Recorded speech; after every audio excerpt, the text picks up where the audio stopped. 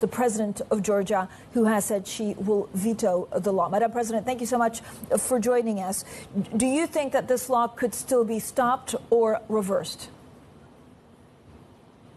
It has been stopped and rejected last year by the same mass demonstrations and protests from our European and foreign American partners. But it has been reintroduced despite the promise by the government that they will never do so. And the way they have introduced it and debated it in the parliament without allowing the opposition really to be present even does not make me hope that they are going to withdraw it. And frankly, by now, it doesn't matter very much whether they withdraw this law or not, because it's the whole picture that is very concerning. All other laws that have been running against the recommendations made by European Union in order for us to be able to apply for opening negotiation of accession. So it's a whole range of, on one side, laws that go against, the absence of laws that are required in the fields where we are supposed to make progress. There is nothing to be done. And the third part is the rhetoric, which is very anti-Western, anti-European, from the top to the bottom of the ruling party, from the honorary president, Ivanishvili, to all the leaders. They speak the same language and call our partners of 30 years that have really built our state and its independence and its development. They're called foreign agents that want to subvert the country, that want to destabilize, that want to overthrow the government. This is a very Russian language. That's Russia. Well, that's what Russia is always saying, and Madam President, what it is promising. So how much concern has there been in your discussions with the US and with the EU, and what does this mean to possibly exceed EU membership?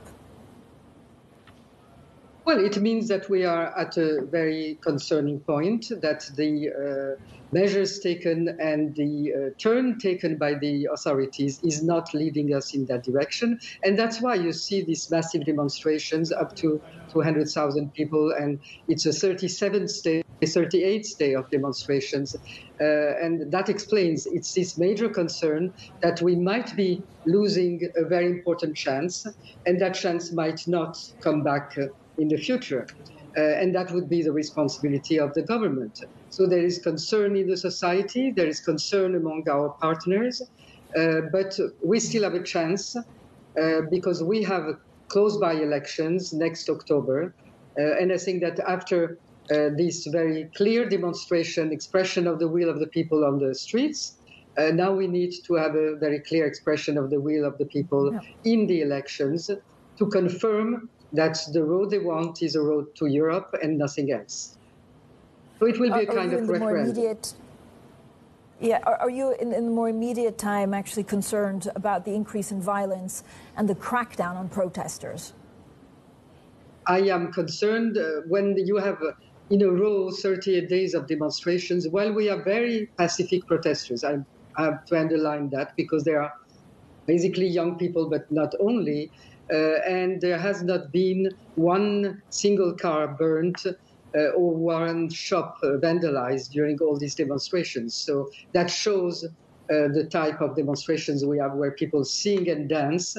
But of course, the violence that is exerted by the police forces and especially by special forces can always escalate.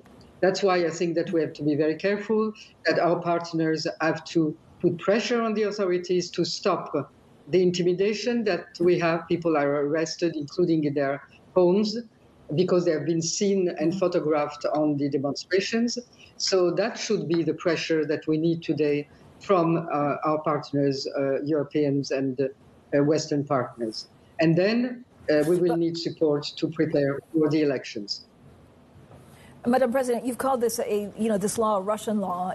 Does this go to the fact that basically it's a battle in Georgia over who to align with, Russia or the West?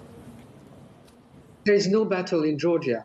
Georgia, you have to remember, is a country that has been fighting for its independence from many countries over the centuries, but from Russia. still since 1801. So it's very clear for us who is the country that wants to occupy Georgia, and who are our friends and partners that have been supporting Georgia's independence and development. And Georgia's independence is directly today for 80% of the population, and that explains the high numbers linked to Georgia's independence. We know that those two cannot be delinked. That's why such a reaction, and that's why such a strong support to our European future. But why do you think the founder of the ruling party actually wants this law? That you have to ask to them. It doesn't make sense. They might even have won the elections if they had not presented this law.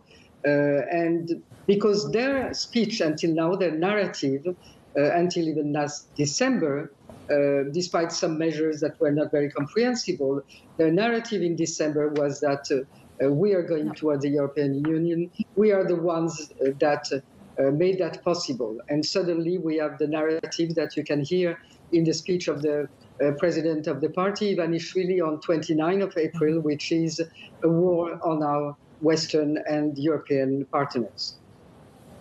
Madam President, thank you so much.